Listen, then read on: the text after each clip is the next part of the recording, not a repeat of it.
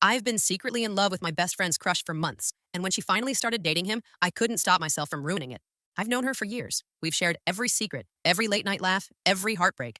Living together seemed natural, like our lives were woven together with invisible threads. But there's one secret I've never told anyone, not even her. I'm in love with him. His name is Alex. We met at a mutual friends party a few months ago. He's charming, the kind of guy who makes you feel like the world is brighter just because he's there. And I couldn't stop thinking about him. Not for a day, not for an hour. I wanted him, and I knew it. The worst part? My best friend Emma adores him too. At first, it was innocent teasing. She'd sigh dramatically about how cute he is, how funny, how perfect. I'd smile and nod, hiding the pang in my chest. Because that's what friends do, right? They keep secrets, even when it hurts. Living together makes it worse. I see her text him, hear her laugh when she talks about him. I try to bury my feelings, distract myself with work, with my hobbies, with anything but the ache of knowing he might belong to her someday.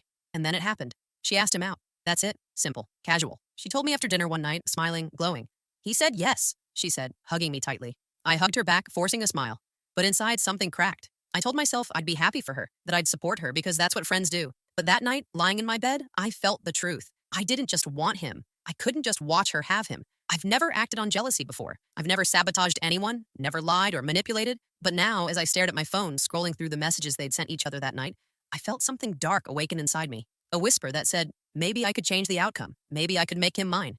I told myself it wasn't cruel. Not yet. I'd just test the waters. See if he noticed me, see if he liked me, see if I could even dare to hope. I didn't want to ruin my friendship, not completely. I love her. But my heart doesn't care about fairness. It only cares about him. And so I decided to watch, to wait, and maybe, just maybe, to act. Would you confess your feelings to your best friend or keep them hidden, knowing it could ruin everything? The next morning, I woke up early, heart pounding like it knew something my brain didn't. Emma was still asleep in her room, soft snores drifting under the door. I tiptoed to the kitchen, poured coffee, and tried to focus. But my thoughts kept drifting to Alex. I hadn't spoken to him since Emma asked him out. I hadn't texted, hadn't messaged, but when I saw his name pop up on my phone, just a notification, nothing more, my chest tightened. I almost deleted it, almost ignored it. But something inside me whispered, what if this is your chance? I opened the message. It was innocent, a work-related question, but I responded quickly, casually, trying to sound normal. And then it happened. He laughed at one of my jokes. A small thing, but it sent a thrill straight to my stomach. I told myself it was nothing, just a joke, a friendly moment. But every glance, every word, every little shared smile felt heavier than it should. Emma wasn't there yet. She wouldn't be for hours. And suddenly I realized the thrill wasn't innocent. I was playing a dangerous game. Later that day, I found myself arranging accidental moments. I'd bump into him near the coffee machine, linger just a bit longer than necessary. I'd send little texts that seemed casual but left room for conversation. Each time I felt that tug of guilt and excitement. Emma noticed nothing. She was busy planning their first official date, asking me for advice on what to wear, which restaurant to pick. And I smiled and nodded and gave tips, all while my mind screamed at me to stop. But I couldn't. I wanted to see if he noticed me too, if he felt even the tiniest spark that I was feeling. By the evening, I was a mess of emotions. Jealousy, fear, desire, guilt. I told myself I wasn't going to ruin their relationship. Not yet. I was just observing, seeing if there was a chance, testing boundaries. But deep down, I knew that once I started, it would be impossible to stop. Because love doesn't care about rules. And friendship doesn't survive secrets forever. Is it ever okay to sabotage someone's happiness for love, or is it always a betrayal? It was a Friday night, and Emma had finally dragged Alex over for movie night. They curled up on the couch, popcorn in hand, laughing at scenes I didn't even remember. My heart twisted as I watched them, every shared glance, every gentle touch, every soft laugh stabbing at me. I told myself to be happy for her. That's what friends do, right? But my chest tightened, and my fingers itched to do something, to make him notice me just for a moment, even if it was wrong. When Alex reached for the remote, I accidentally brushed his hand. Just a small touch, barely noticeable, but I felt it, electric and warm, and he didn't pull away. He smiled at me, that easy, charming smile that had made my world spin the first time I met him. Emma didn't see. She was too busy laughing at the screen. And for a moment, I thought maybe, just maybe, I could sneak into that space between them, plant a thought in his mind that he couldn't ignore. After the movie, Emma went to the kitchen for snacks. I stayed behind on the couch, pretending to scroll on my phone. Alex leaned back, sighed, and said softly, "You're really funny, you know. I didn't get to see this side of you before." My heart raced. I wanted to shrink away, to say nothing, to remember boundaries. But the words slipped out, small, hesitant. I like making people laugh, especially when they make me feel happy. He looked at me, really looked. And for a moment, the room seemed to shrink around just the two of us. My stomach fluttered with dangerous hope. Emma came back, snapping me out of the spell. She sat between us, chattering, oblivious. But I could still feel the electricity lingering, a spark I hadn't expected, and one I couldn't ignore. Later, when Alex left, I felt a mix of triumph and guilt. I had made him notice me, and it terrified me. Every time I thought about it, a small voice whispered, "You're crossing a line. Stop. This isn't you." But another voice shouted louder, "And what if he feels the same? What if you don't act now, you lose him forever?" I didn't know which voice to follow. I only knew I couldn't stop thinking about him, couldn't stop wanting more. That night, lying in bed, I stared at the ceiling, heart pounding, guilt and desire battling inside me. I loved Emma, I really did, but my heart had chosen him first, even if my mind knew the cost. And I knew that tomorrow, I'd have to decide. Would I push further, risk everything for a chance at him? Or would I retreat, bury my feelings, and pray my heart could survive the pain of watching them together? How would you handle seeing your crush date your best friend? Fight for them secretly or step back and watch? Monday morning arrived with a weight I couldn't shake. Emma was cheerful as always, humming while making coffee, completely unaware of the storm brewing inside me. I tried to act normal, but every glance at her or Alex made my chest ache. I knew I couldn't just sit back anymore. It started small. A subtle comment here, a tiny accident there. When Emma was talking to Alex about a weekend trip, I casually suggested, "Oh, he might not like that place. I heard it's overcrowded lately." Just a small seed of doubt. I watched her expression flicker ever so slightly, and my stomach twisted with guilty triumph. Then came the group project excuse. I texted Alex pretending it was urgent and work-related, giving him a reason to cancel his coffee date with Emma. It wasn't cruel, I told myself. It was just timing. A harmless pause in their perfect little bubble. Watching him leave, phone in hand, I felt a thrill I hadn't expected. He'd noticed me. He'd listened to me, and Emma wouldn't know what hit her. For a moment, I allowed myself to imagine him smiling at me instead of her. That afternoon, I orchestrated another small moment. Emma left her makeup bag on the counter. I accidentally knocked it over, spilling her things across the floor. Alex helped me pick them up. She returned a few minutes later, oblivious. He stayed a second too long at my side, and I caught the way his hand lingered just a bit. I hated myself for enjoying it. Every flicker of attention I got from him made me feel alive and ashamed at the same time. But I couldn't stop. I wanted him. And if that meant bending the rules of friendship, I told myself it was worth it. Evening came, and I lay in bed, replaying every interaction, every small victory. Emma had no idea, not yet. But she would notice the subtle changes, the distracted looks, the growing space between her and Alex. And when she did, I didn't know if I'd feel guilt or triumph. I wasn't proud of what I was doing. I told myself I loved her too much to hurt her, yet I was already planting the first seeds of betrayal. And as I closed my eyes that night, I realized one thing with chilling clarity. Once jealousy takes hold, it's nearly impossible to stop.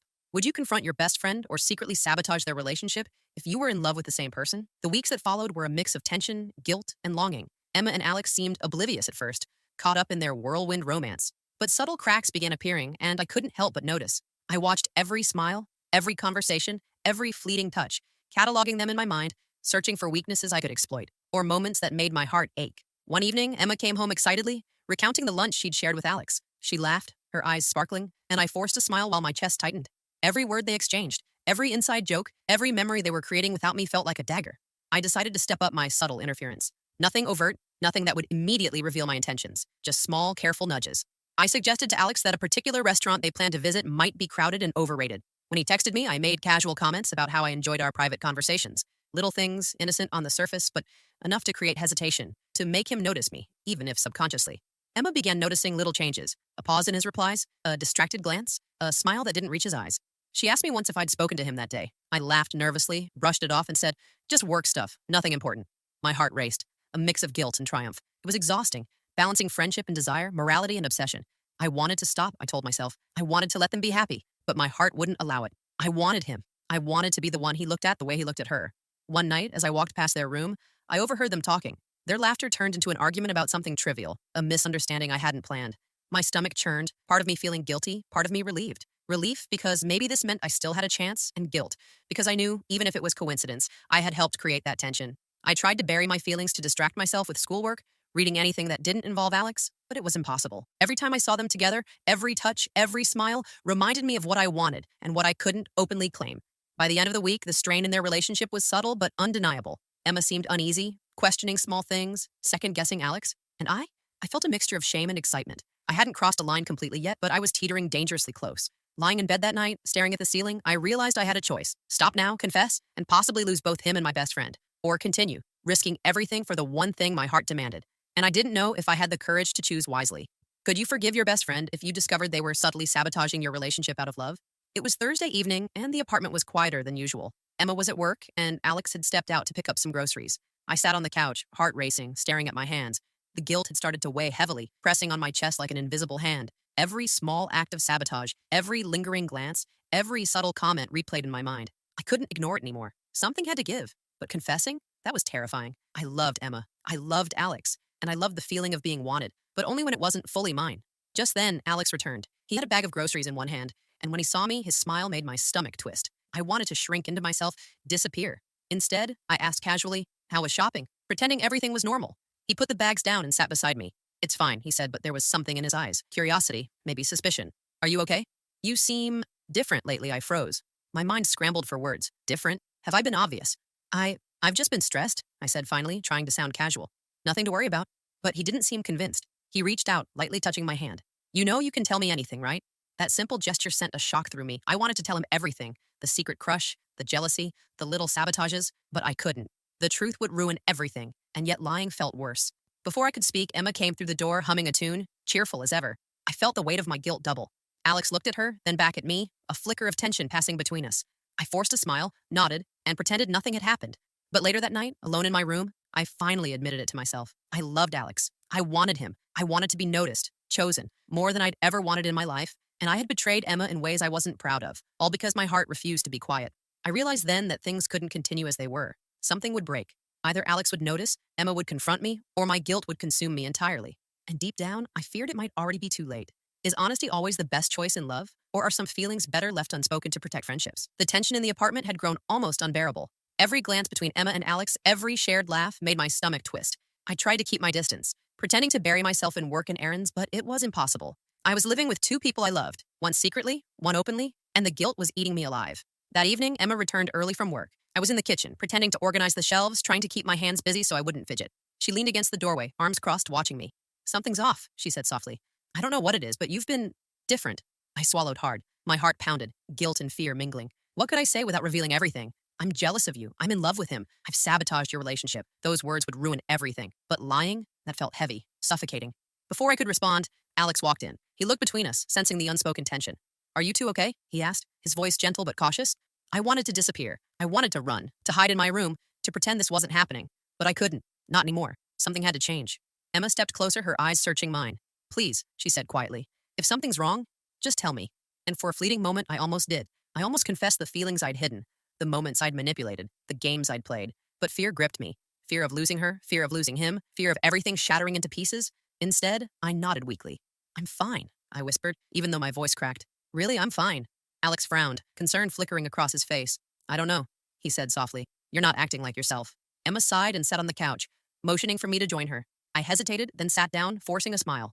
My heart raced, knowing that at any moment, one word, one glance, one slip could expose everything. And deep down, I knew the confrontation was coming.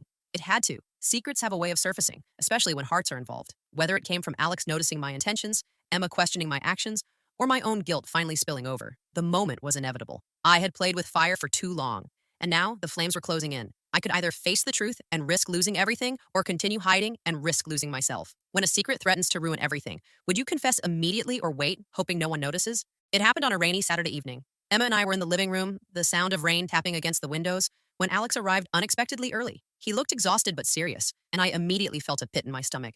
Something had changed. He didn't greet us with his usual smile. Instead, he held a folder in his hands, his eyes locking with mine in a way that made my heart stop.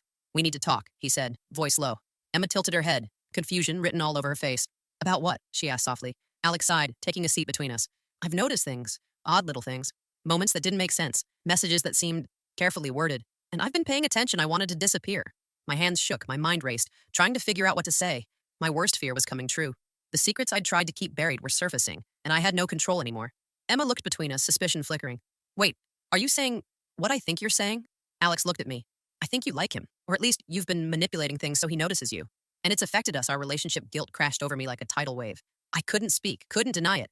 I had wanted him. Yes, I had wanted him so badly that I had crossed lines I wasn't proud of. And now, it was all out in the open. Emma's eyes filled with hurt. I trusted you, she whispered. I thought you were my best friend. How could you do this to me? I opened my mouth, wanting to explain, wanting to tell her that I never intended to hurt her, that my feelings had gotten out of control, that I didn't know how to stop, but the words failed me. All I could manage was a broken, trembling, I'm sorry. I never wanted to hurt you. I didn't know how to handle my feelings. Alex watched silently, his expression a mixture of disappointment and understanding. Emma's gaze never wavered from mine. The room was thick with silence, heavy and suffocating. After what felt like hours but was only minutes, Emma stood, tears brimming. I need space, she said. I can't be around this right now. She grabbed her coat and walked toward the door. Before leaving, she glanced at Alex and me. I hope you figure out who you really are, she whispered, and she was gone. I sank onto the couch, the reality crashing down. I had lost her trust, possibly forever. And for what? A few moments of attention from someone I thought I wanted. Alex sat beside me, quiet, but he didn't speak. Neither of us needed words. The truth had been revealed, and now I had to live with the consequences. For the first time, I understood that love, when mixed with secrecy and jealousy, could be destructive, not just to others, but to yourself. Would you forgive someone who betrayed your trust out of love, or would the damage be too deep to repair? The days after the confrontation were quiet, almost unbearably so. Emma hadn't come back to the apartment, and Alex stayed distant, giving me space without words. I wandered through the rooms like a ghost, haunted by my own choices, replaying every smile, every glance, every small act of sabotage. I realized something important. I had wanted him, yes, but at what cost? I had betrayed my best friend, risked losing the person I loved most in the world, all for fleeting moments of attention that now felt hollow. I spent hours reflecting, writing in my journal, trying to untangle the mess inside me. I admitted the truth to myself fully for the first time. I wasn't just jealous, I was selfish. I hadn't considered Emma's feelings at all. I had acted out of desire without regard for friendship, love, or trust. When Emma finally returned, it was tentative. She walked in, arms crossed, eyes wary, but not angry. She had given herself time, and somehow I hoped that time would let her see that I had changed. "I've had time to think," she said quietly, sitting across from me. "I still feel hurt, but I also know we've been friends a long time. I need honesty from you now, always. Can you promise that?" I nodded, tears in my eyes. "I promise. I will never hide feelings or lie again. I understand now how much it hurt you." "I'm so sorry." Alex joined us later that evening. His presence was calm, not accusatory. "We all make mistakes," he said gently. "It's what you do after that matters." We didn't solve everything in one night, and trust wouldn't return instantly. But a step had been taken: honesty, apology, and the willingness to make amends. I realized that sometimes love isn't about winning someone's heart at all costs. Sometimes it's about stepping back, learning from your mistakes, and valuing the people who matter more than your own desire. By the end of that week, small changes began. Emma laughed again, tentatively at first, and I started feeling like a friend again, not a secret threat. Alex treated me with kindness but no hidden sparks.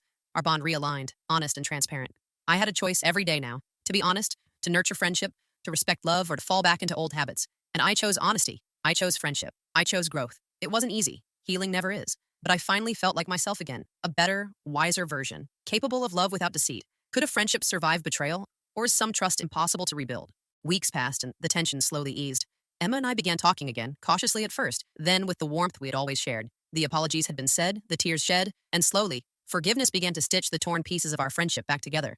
Alex and Emma grew stronger too. I stepped back completely, letting their relationship breathe without interference.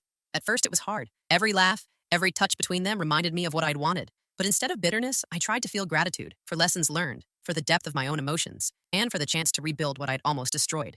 I also learned something unexpected about myself. Love isn't just desire or longing, it's also patience, respect, and self-awareness.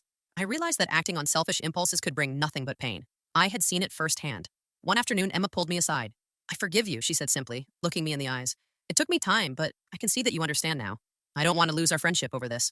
My chest tightened. Relief, gratitude, and love all mingled in that moment. I hugged her tightly, promising myself silently that I would never betray her trust again. Alex joined us, smiling warmly. "I'm proud of both of you," he said. "It takes courage to admit mistakes, and even more to change." His words felt like a balm, soothing the raw edges of the past weeks. For the first time in months, I felt light. I could laugh freely without guilt, care for my friends without envy, and even look at Alex without a tangled mix of desire and shame. I was finally able to step back, to be happy for the people I loved without compromising myself. Life returned to a new rhythm, one shaped by honesty, forgiveness, and growth.